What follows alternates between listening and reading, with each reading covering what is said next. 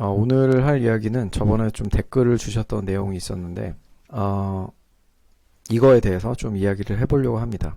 일단 저는 비전공자 개발자이고, 이직을 할 때 먼저 생각을 했던 게, 자기가 그 어떤 포지션으로 갈지를 먼저 정해야 되는데, 프론트엔드를 할지, 크게, 백엔드를 할지, 이걸 먼저 정하고, 그 다음 내가 갈 기업을 스타트업에 갈지 아니면 대기업에 갈지, 이거를 먼저 정해놓고 거기에 맞춰서 준비를 해서 타겟팅을 해 나가면 될 것 같습니다. 그래서 예를 들면은 스타트업보다는 뭐 대기업이 커리어를 처음 시작하는 데는 사실은 굉장히 유리한 면이 있고 그 다음에 이직을 할 때도 어찌됐든 본인한테 좋다. 그래서 초반은 대기업을 가는 거는 매우 추천을 드립니다. 대기업이라고 하면 뭐 카카오나 네이버를 이야기를 하고 뭐 NHN이나 관련된 자회사도 포함된다고 생각을 합니다.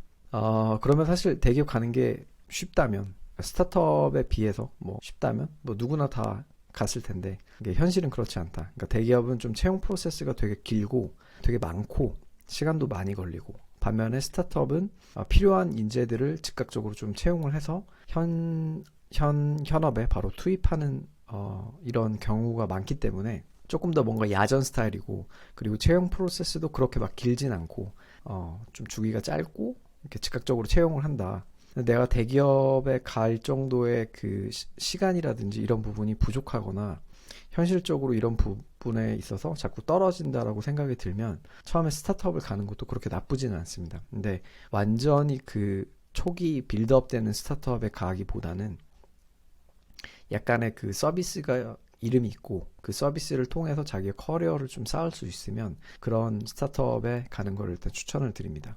그리고 거기에 자기가 뭐 프론트로 갈지 백엔드로 갈지를 정했으면 저 같은 경우에는 일단은 뭐 기초도 없고 아무것도 없는 상태였기 때문에 인프런의 강의를 활용을 했고 인프런에서 그 백기선 님이 스프링 시리즈로 여러 가지를 찍었는데 이게 아무래도 현업에서 많이 쓸 것 같다 이런 생각도 들었고 실제로 많이 쓰기도 썼고 그래서 그런 부분을 이제 강의를 듣고 그리고 그거를 내가 직접 타이핑을 하면서 개념들을 좀 익혔습니다.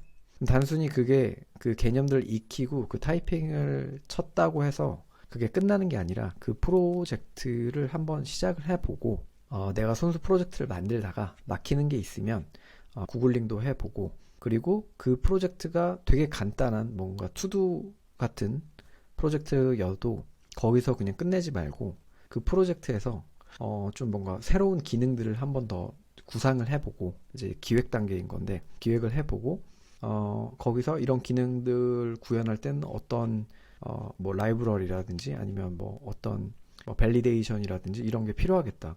그래서 그런 거를 계속 구현을 하고 커밋을 해서 그 프로젝트 하나를 자기 자신의 어떤 포트폴리오로 만드는 게 되게 중요합니다. 왜냐면 처음에 보통 이제 비전공자면 그런 포트폴리오가 하나도 없을 거고 그렇기 때문에 어떤 기업에 지원을 해도 사실 그 기업에서 여러분의 어떤 그 가능성적인 거는 뭐 판별할 수 있지만 가능성을 보고 뽑는다라는 건 사실 리스크가 굉장히 크고 이 사람이 그동안 코드를 어떻게 짰고 어떤 고민을 했고 또 혼자 스스로 뭔가 기능도 추가해보고 기획도 해보고 테스트 케이스도 작성해보고 뭐 이런 과정들을 이 사람이 했다라고 이야기를 하면 면접 자리에서 당연히 그거에 대해서 기술적인 질문도 들어올 수도 있고 그거에 대해서 그 뭐 경험들 이런 걸 되게 많이 물어보겠죠. 그럼 그런 포트폴리오가 전혀 없는 그런 신입 개발자가 들어오면 뭐 질문할 거리도 없고 뭐 개발에 대한 지식 몇 개 물어봐서